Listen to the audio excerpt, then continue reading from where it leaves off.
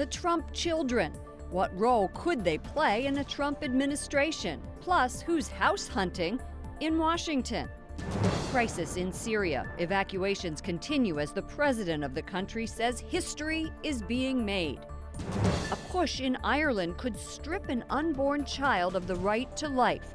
An Irish senator and staunch defender of life joins us from Dublin. And why do children suffer? Pope Francis gets a tough question as he meets a group of patients from a children's hospital. On EWTN News Nightly for Thursday, December 15th, 2016.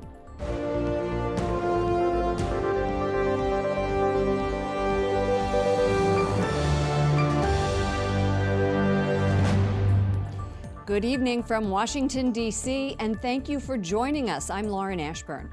A landmark religious freedom bill awaits a signature from President Obama. Congress just passed the measure this week. Representative Chris Smith, the bill's lead sponsor, joins us from Capitol Hill. Nice to see you. Thanks for joining us.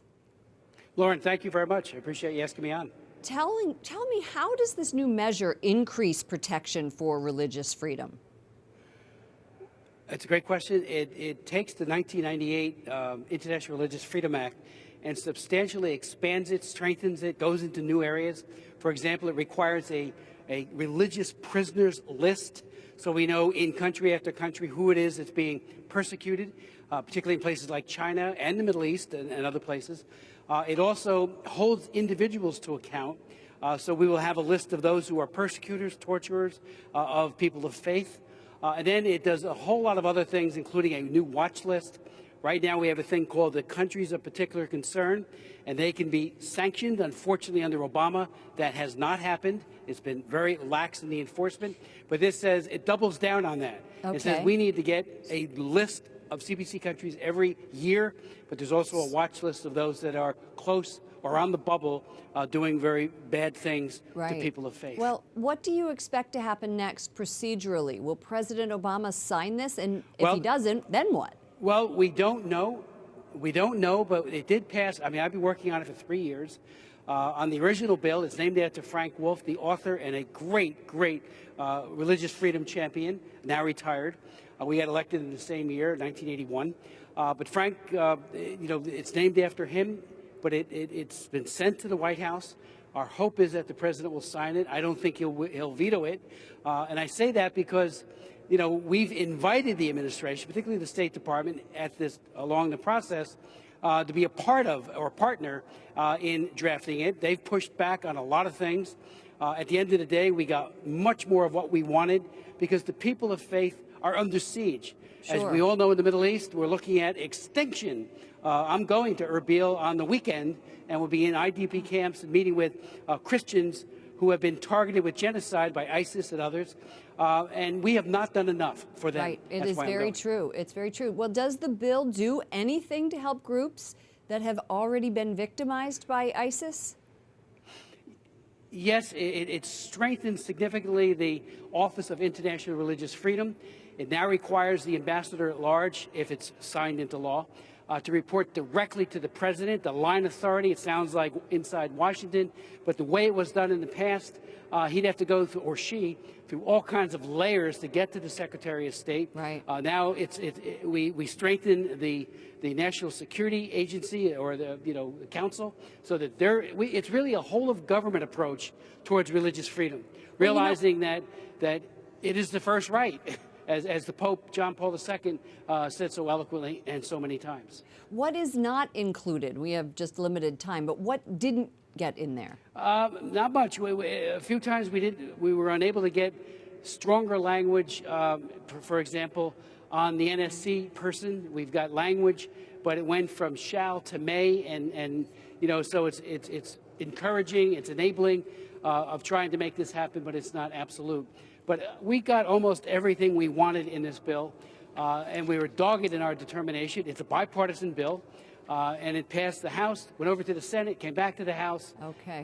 So it really has broad support, and I think will make a huge difference going forward. Well, we shall see if the president signs it. Thank you so much, Representative Chris Smith of New Jersey. Thanks, Lauren. The Obama administration makes a last-minute push to protect Planned Parenthood's federal funding. Capitol Hill reporter Jason Calvi is at the Capitol. What is this new President Obama regulation?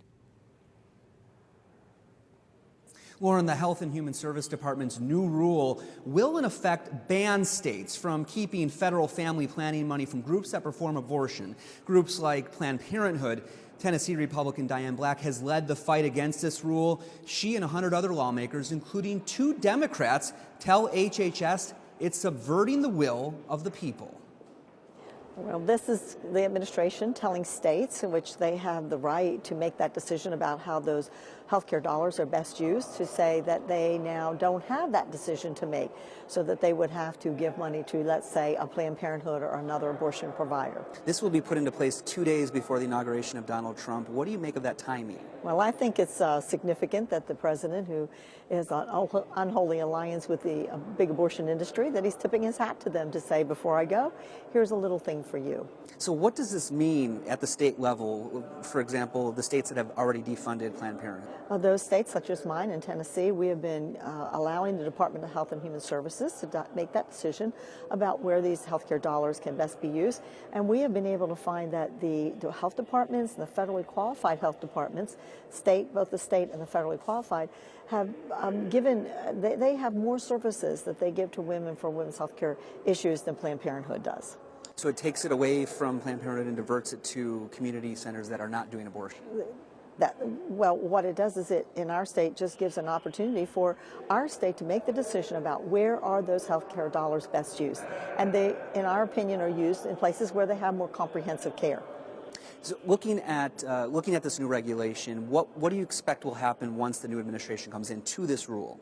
Well, I'm hopeful that this new administration will overturn this rule, but we have other mechanisms beside that we can use. But we have both a pro-life president-elect and a vice president-elect who I think will take action. What can Congress do? What can the new administration do to overturn this new rule? Well, one of the things that we can do here in Congress is called the CRA, the Congressional Review Act, where we can go back and look at those rules that have been put into place within a certain amount of days, and we can just repeal those rules. So that is one mechanism that can be used. To get rid of this rule and say goodbye to this? Say goodbye. Okay. That's right. Thank you so much for your time. I appreciate it. You're welcome. Okay.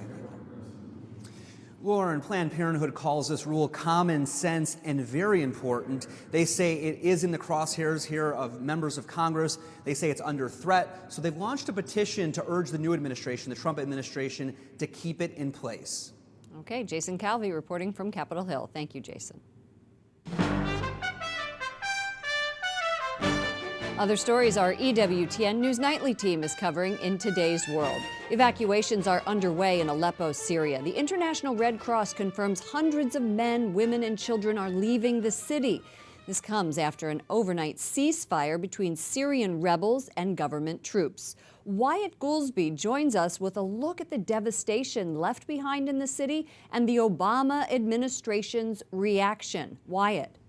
Lauren, the White House is calling for an end to the enormous suffering in Aleppo. Press Secretary Josh Earnest says the administration has been talking with the Russians who are backing the Syrian government.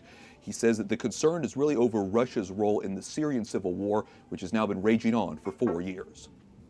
Secretary of State John Kerry is slamming attacks on civilians in Aleppo and demanding aid reach the Syrian people. What has happened already in Aleppo is unconscionable, but there remains tens of thousands of lives that are now concentrated into a very small area of Aleppo. Kerry's comments come as the Syrian government claims to control the country's largest city. The Red Cross says 1,000 civilians have evacuated. That includes 300 children. What is left is devastation. Many Syrians haven't been able to return to their homes during the bloody civil war. This man says he is waiting for the rebels to leave. Those rebels have been fighting the Syrian government for years, calling for the ousting of President Bashar al-Assad. Now aid can't get through, and residents are trapped. Michael Rubin, a former Pentagon official and Middle East expert, puts the situation of Aleppo into perspective. When you picture the destruction of Aleppo, what people should think about is the destruction of Philadelphia or the destruction of Baltimore or the destruction of San Diego. We're talking about a problem on that scale. Rubin says President Assad's government is brutal. The Assad regime certainly hasn't been magnanimous in victory. We've heard many reports out of rapes. We've heard many reports out of summary executions. He dismisses this video put out by Russia's state television, which shows Russian troops distributing aid to Syrian refugees, as propaganda. From the Russian point of view, diplomacy is a zero-sum game. For Russia to win, the United States needs to lose. And so from the Russian context, an important factor in the collapse of the rebels in Aleppo is the psychological defeat of the United States.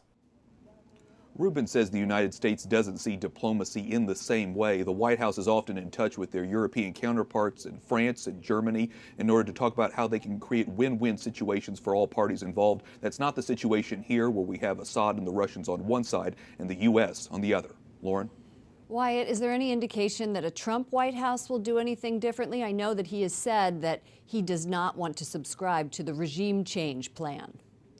So there's no official plan at this point yet, Lauren, from the Trump transition team, but we can also tell you that, of course, President-elect Trump has talked about having better relations with the Russians, at least when it comes to fighting ISIS. That really has been President-elect Trump's focus, has been trying to find allies in the fight specifically against ISIS. So at this point, there really is no indication that, that the Trump transition team would be in favor of ousting Assad. Lauren?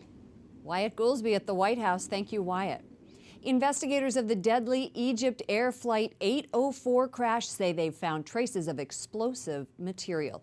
A forensic report revealed explosive material on the victim's remains. The flight crashed into the Mediterranean Sea in May, killing 66 people. Attorney General Loretta Lynch says allegations of Russian hacking affect all Americans. This is after reports that that nation tried to influence the presidential election. Lynch is talking publicly, even though it's an active investigation. It was important in this instance because the election affects everyone.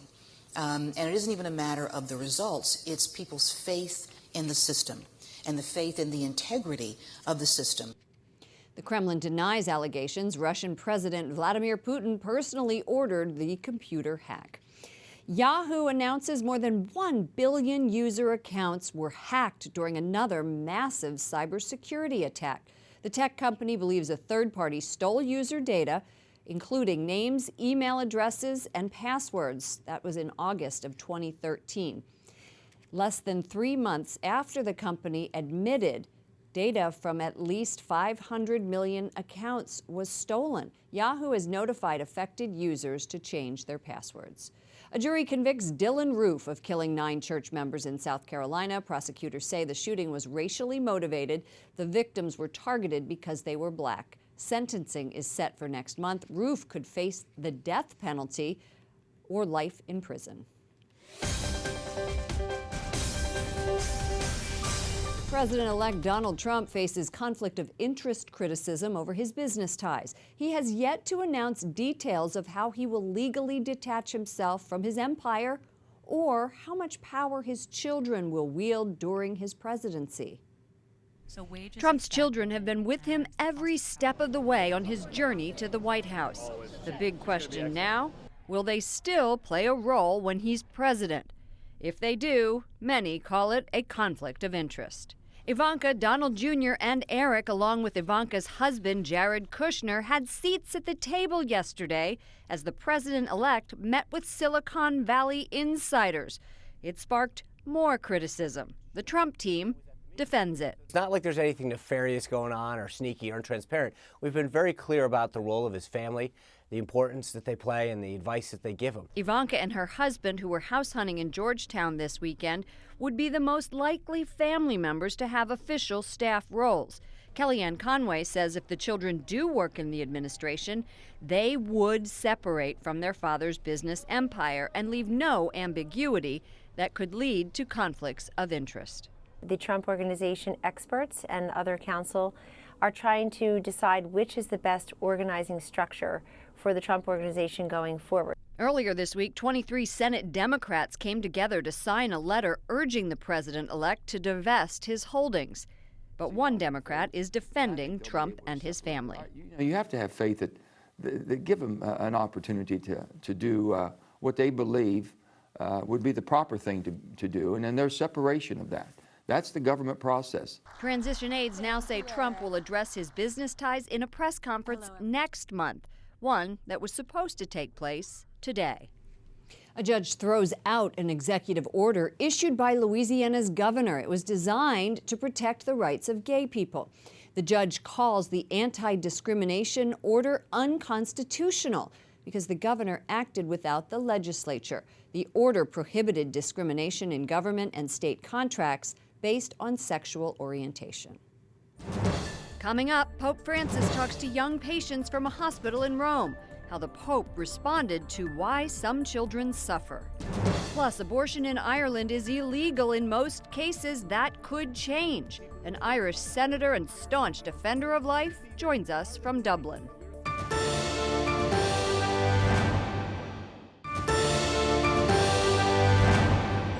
We now know when Pope Francis will visit Our Lady of Fatima shrine in Portugal. The country's president says the pontiff will arrive May 12th, the 100th anniversary of the event when the Virgin Mary appeared to 3 children. Francis will be the 4th pope to visit Fatima.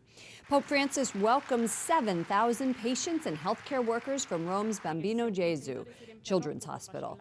That was at the Vatican today, and during the gathering, a nurse asked the Holy Father why God allows children to suffer. È grande e difficile. Io non ho risposta. The Pope said he didn't have an answer to that difficult question, but Francis says Jesus shows us how to endure suffering with love, and that brings us closer to God. And Pope Francis announces the theme for the World Day of the 6th on February 11th.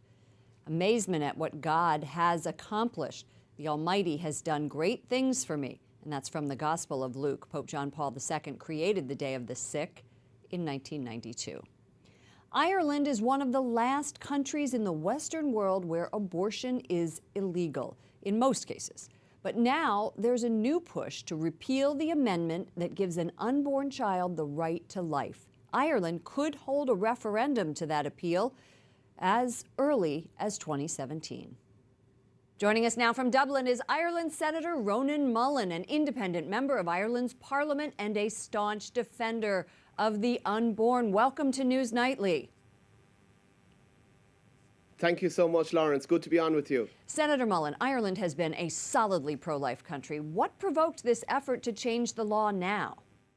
Well, we've had protection for unborn babies in our Constitution since 1983. But in recent years, we've seen a massive influx of money from American foundations, such as George Soros's Open Society Foundation. We also have a very biased media, I'm sorry to say. And it seems to be that Ireland is seen as a country that if you can get abortion legalized in Ireland, it can help the abortion spread in other countries, in Central America and so on. So we're a small country with 4.6 million. What is the current sentiment of those 4.6 million? Is there strong support to make abortion legal? There's a lot of support, but equally there's a lot of support from people who believe that protecting the unborn child is really an important human rights issue. But there's a large amount of people in the middle who are constantly being pressurized to think that abortion should be allowed in hard cases. And that's where the media applies the bias most obviously. And that's where we really need to educate Irish public opinion that, you know, it's always the right thing to protect unborn babies and, of course, their mothers in pregnancy. Is the church an effective leader and a partner on this issue? Can they help sway that middle ground? Well, you know, despite the scandals that have affected the church a lot in Ireland, the church is giving good leadership, and I should say the churches across the board are doing their best. But they recognise that they can't make it on their own, and the pro-life campaign, for example, is always careful to stress that protecting the unborn is for people of all faiths and none, people of goodwill who see that it's a human rights and human dignity issue. And I've noticed that church leaders really appreciate that approach. Ireland is a small country. Why does this battle matter? I know you said that you think that this is the toehold to getting it to spread around. How can people help you? Well, it certainly is that, and the Soros Foundation have been saying that this is why Ireland matters. You know, I'm so grateful that Cherish Life Ireland, an American 501c3, has been established to help educational and charitable pro-life work in Ireland. And I would really encourage American friends, people who care about Ireland, who care about the unborn, to see that our little battle, and we're a small country, but what happens here, for good or ill, will affect what happens in America and elsewhere. Good news in Ireland will be good news abroad. So please do support, if you can, that Cherish Life Ireland, and thanks to them for establishing to help our valuable educational work, to help Irish people understand the importance of protecting the unborn. Thank you so much for the work that you're doing. Ireland Senator Ronan Mullen. Thank you, Lauren. Up next, are items on your Christmas list from stores that are naughty or nice? A Christian organization reveals its list. And the must-see Christmas attraction in Rome.